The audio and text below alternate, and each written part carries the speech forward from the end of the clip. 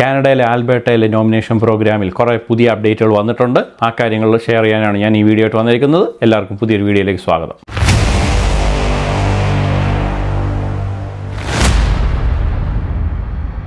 ആദ്യത്തെ അപ്ഡേറ്റ് എന്ന് പറയുന്നത് ആൽബർട്ട നോമിനേഷൻ പ്രോഗ്രാമിൽ PTE എക്സാം അവർ അക്സെപ്റ്റ് ചെയ്ത് തുടങ്ങി എന്നുള്ളതാണ്.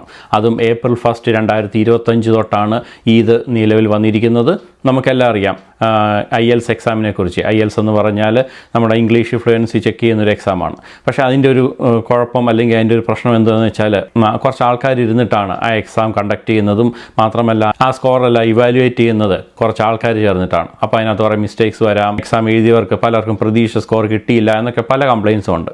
എന്നാൽ അതിന് പകരമായിട്ടാണ് ഈ PTE ഇംഗ്ലീഷ് ടെസ്റ്റ് ഇപ്പോൾ ഇൻട്രൊഡ്യൂസ് ചെയ്തേക്കുന്നത്. അതെന്ന് വെച്ചാൽ ഫുള്ളി ഓട്ടോമേറ്റഡ് ആയിട്ടുള്ളൊരു AI സാങ്കേതിക വിദ്യ ഉപയോഗിച്ചിട്ടുള്ളൊരു സ്കോറിംഗ് ടെക്നിക്കാണ്. അതൊരു ആൾക്കാർ ഇരുന്നിട്ടൊന്നുമല്ല സ്കോർ അത് എക്സാം കറക്റ്റ് ചെയ്യുന്നത്. നമ്മളിന്ന് സാധാരണ IELTS എക്സാമിന് എഴുതുന്നതിൻ്റെ കൂട്ടമുള്ള എല്ലാ ക്വസ്റ്റ്യൻസും ഉണ്ടാവും. പക്ഷേ അതൊരു കമ്പ്യൂട്ടർ ബേസ്ഡ് ആയിരിക്കും. നമ്മൾ കമ്പ്യൂട്ടറിലായിരിക്കും ആ ക്വസ്റ്റ്യൻസിന് മുഴുവൻ ആൻസർ ചെയ്യുന്നതും മാത്രമല്ല ആ കമ്പ്യൂട്ടർ തന്നെ ആയിരിക്കും ആ ക്വസ്റ്റ്യൻസിന് ആൻസർ എല്ലാം കറക്റ്റ് ചെയ്യുന്നത്. അതുകൊണ്ട് യാതൊരുവിധ രീതിയിലുള്ള ആൾക്കാരുടെ ആയിട്ടുള്ള ഒരു ഇവാലുവേറ്റ് ചെയ്യുന്നതിൻ്റെ ഒരു മിസ്റ്റേക്സ് ഒന്നും ഉണ്ടാകത്തില്ല. അതാണിപ്പം പുതിയതായിട്ട് എല്ലാവർക്കും കൂടുതൽ വിശ്വസനീയതയൊക്കെ വന്നേക്കുന്നത് ഈ PTE എക്സാമിലാണ്. ആ PTE എക്സാമാണ് ആൽബർട്ടയിലെ ഈ നോമിനേഷൻ പ്രോഗ്രാമിൽ April 1 തൊട്ട് പുതിയതായിട്ട് ആഡ് ചെയ്തേക്കുന്നത്.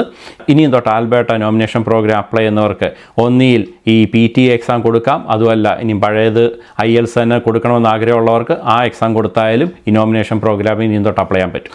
രണ്ടാമത്തായിട്ട് മേജർ അപ്ഡേറ്റ് എന്ന് പറയുന്നത് ആപ്ലിക്കേഷൻ ഫീസിൻ്റെ ഒരു വലിയ വർധന തന്നെയാണ്. അതായത് April 1, 2025 തൊട്ട് നേരത്തെ ഉണ്ടായിരുന്ന $840 ആപ്ലിക്കേഷൻ ഫീസിന് പകരം ഇനിയും തൊട്ട് അപ്ലൈ ചെയ്യുമ്പോൾ അടയ്ക്കേണ്ടി വരിക $1500 ഫീസായിരിക്കും. ഇത് ആൽബർട്ടയിലെ ഏത് പ്രോഗ്രാമിലും ബാധകമായിരിക്കും. അതായത് Alberta opportunity stream, Alberta express entry stream, Alberta rural renewal stream, അതേപോലെ തന്നെ ഹോസ്പിറ്റാലിറ്റി ആൻഡ് ടൂറിസം സ്ട്രീം എന്നീ ഏത് സ്ട്രീമിൽ നമ്മൾ അപ്ലൈ ചെയ്യുമ്പോഴും $1500 ഒരു ആപ്ലിക്കേഷൻ ഫീസായിട്ട് ഇപ്പം പുതിയതായിട്ട് നിശ്ചയിച്ച് വെച്ചേക്കുന്നത്.